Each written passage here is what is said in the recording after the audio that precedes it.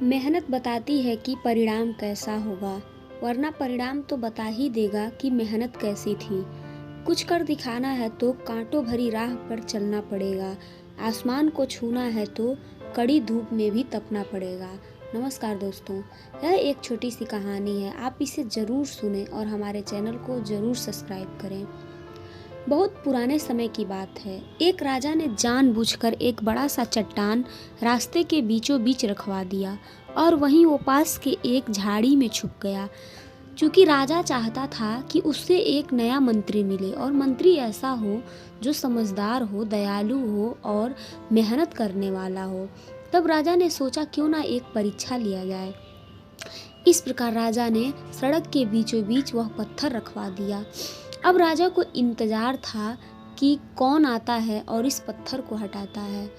बारी बारी से लोग आते, बहुत राजा के मंत्री तक आते और राजा के महल के बहुत बड़े बड़े लोग भी आते और उस रास्ते से गुजर जाते, फिर भी पत्थर नहीं हटाते। यहाँ तक कि कुछ लोग ऐसे भी थे जो राजा को बुरा भला बोलते और पत्थर को रखवाने के लिए उन्हीं को जिम्मेदार ठहराते।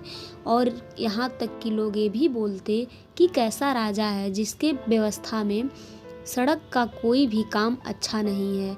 कोई गिर जाएगा या किसी को कुछ हो जाएगा तो क्या राजा जिम्मेदार होगा। और इस प्रकार तरह तरह की बातें राजा को सुनाकर लोग चले जाते, लेकिन कोई भी उस पत्थर को नहीं हटाता।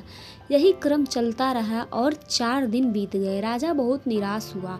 उसने सोचा मेरे राज्य में क्या कोई ऐसा व्यक्ति नहीं है जो मंत्री बनने के लायक है और जो इतना ईमानदार और कर्मठी है। राजा ने सोचा अब एक दिन और मैं देखूंगा और आखिरी दिन वो आ गया। 5वां दिन था। राजा छुप गया और इस प्रकार राजा देखता है कि खेत से एक किसान ठेला पर सब्जी लिए हुए आ रहा है। वह किसान उस पत्थर को देखकर अपना ठेला रोक देता है और काफ़ी कड़ी मशक्क़त करने लगता है और उसकी कोशिश करने के बाद कुछ ही देर के पश्चात वह पत्थर को हटाने में कामयाब हो जाता है और वह पत्थर को हटा करके ठेला लेकर चुपचाप अपने घर चला जाता है। फिर सुबह जब किसान उठता है और उसी रास्ते से जाता है तो जिस जगह पे पत्थर था उस जगह उसे एक पत्र और कुछ थैलियाँ मिलती हैं। वह किसान सबसे पहले उस पत्र को उठाता है जिसमें लिखा रहता है कि आज से तुम राजा के मंत्री हो, और फिर उस थैली को उठाता है जिसमें खूब सारे सोने चांदी के आभूषण रहते हैं। इस प्रकार वह किसान राजा का नया मंत्री बनता है और उसका महल में खूब जोरदार तरीके से स्वागत होता है।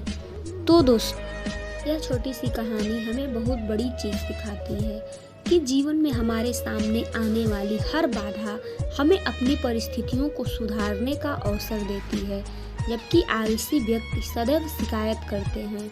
दूसरे अपने दयालु हृदय, उदारता और काम करने की इच्छा के माध्यम से अवसर पैदा करते हैं और कठिन परिस्थिति में भी रास्ता खोज लेते हैं। एक चीज़ याद रखिए, कोई भी समस्या हो उसे हम आकलन करेंगे, अच्छे से आकलन करेंगे तो ज़रूर पाएंगे कि इसी में उस समस्या का समाधान छुपा हुआ है। हमें भी किसी भी परिस्थिति से घबराना नहीं चाहिए, बल्कि उसका सामना करना चाहिए। विजेता वही होते हैं जो हर परिस्थिति का सामना करते हैं। डर से भागने वाले तो कायर होते हैं। धन्यवाद।